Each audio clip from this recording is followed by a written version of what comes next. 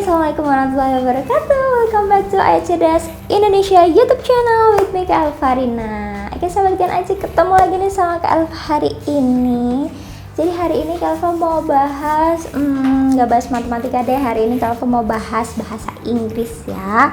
Kalau mau bahas bahasa Inggris tentang ya kosakata gitu, kosakata yang sering banget kita temuin, tapi dia itu punya banyak arti. Jadi misalnya nih apa ya, misalnya ada satu kata nih, tapi dia itu bisa digunakan untuk beberapa kalimat yang punya arti beda. Nah kayak gitulah, jadi istilahnya itu kayak serupa tapi artinya banyak. Nah kayak gitu. Nah apa aja sih Kak kosakata dalam bahasa Inggris yang serupa tapi artinya itu banyak, atau serupa tapi memiliki banyak arti? Sebelum Kak Elva ulas lebih dalam, jangan lupa untuk like, comment, subscribe, dan juga share video-video yang ada di channel YouTube Ayah Cerdas Indonesia. Oke sahabat Gen Aji, oke kalau gitu langsung aja kita mulai ke contoh yang pertama. Jadi ada kata main yang sering banget kita temuin, dan dia itu artinya itu gak cuman satu. Kalau mungkin Kak Elva tuh main itu ini ya, apa kepemilikan orang pertama ya yang sering Kak Elva temuin. Tapi ternyata main itu juga artinya adalah tambang atau menambang, tau kan tambang. Jadi main itu artinya dua, jadi bisa kepemilikan orang pertama, bisa juga tambang kayak gitu.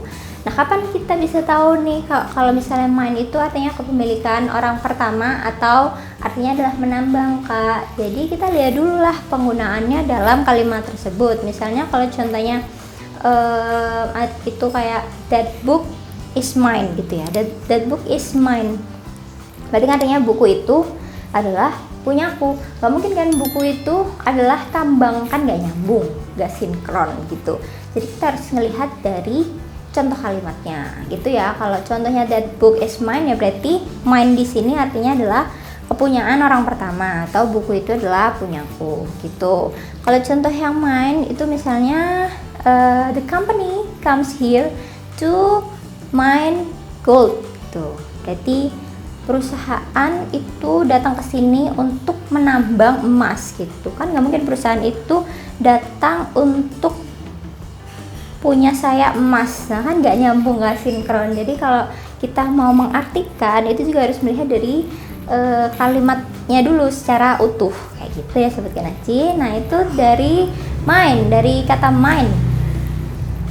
Nah itu dari kata mine yang ternyata punya dua arti.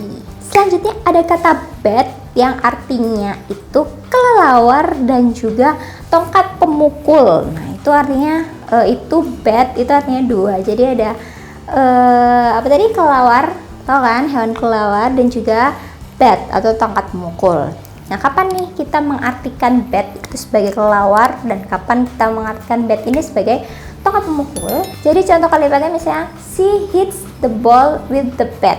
Nah dia memukul bola menggunakan tongkat pemukul, ya kan?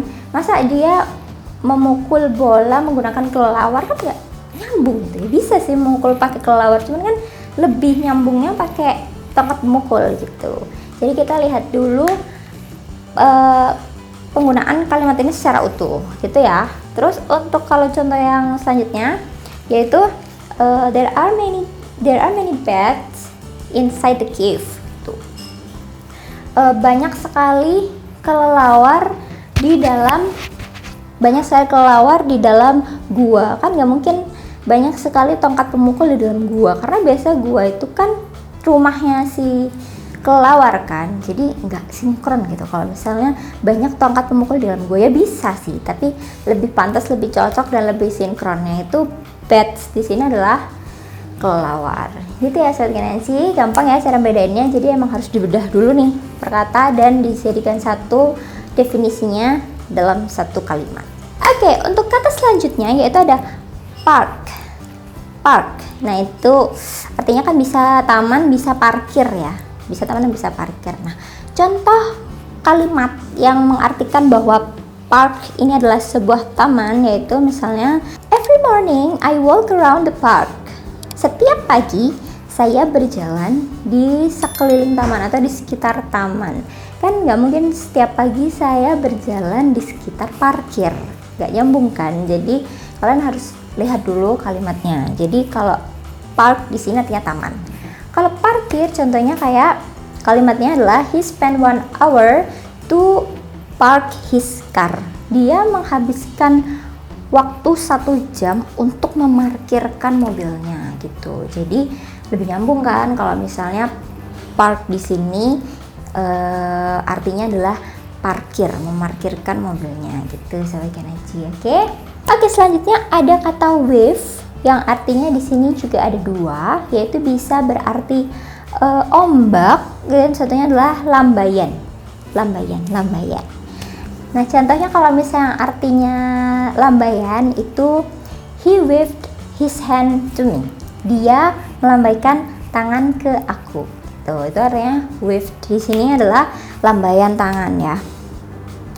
Kalau misalnya wave yang artinya ombak, itu contoh kalimatnya adalah today the waves are high.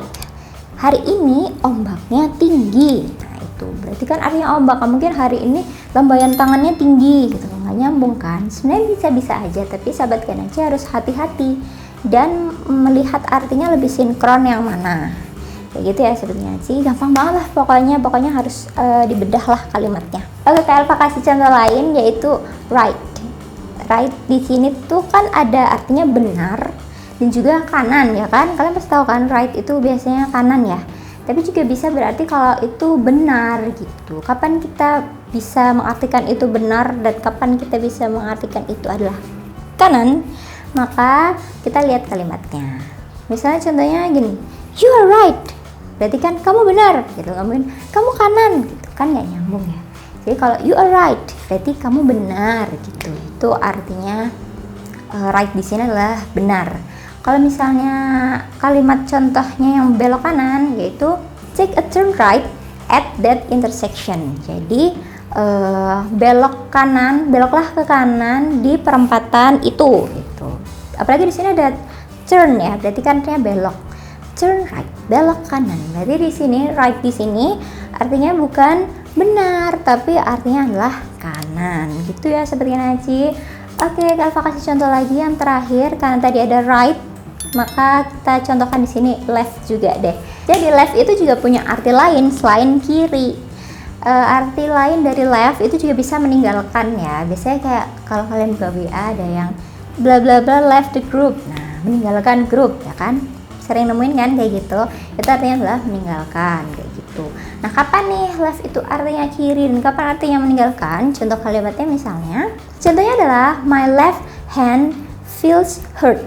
Jadi tangan kiri aku itu terasa sakit gitu kan, nggak mungkin artinya meninggalkan, nggak nyambung lah kalau misalnya artinya meninggalkan kayak gitu. Terus kalau misalnya artinya meninggalkan itu he has left this country, dia telah meninggalkan negara ini gitu ya Sahabat Kanaji. Jadi kalau mau tahu artinya itu apa, Sahabat Kanaji harus membedah dulu perkataan dan juga melihat artinya secara utuh gitu deh, pokoknya gampang lah. Oke Sahabat Kanaji, kalau gitu sekian dulu pembahasan kali ini. Jangan lupa untuk like, komen, dan juga subscribe dan share video-video yang ada di channel YouTube Ayah Cerdas Indonesia. Kalau gitu see you in the next video. Bye bye. Assalamualaikum warahmatullahi wabarakatuh.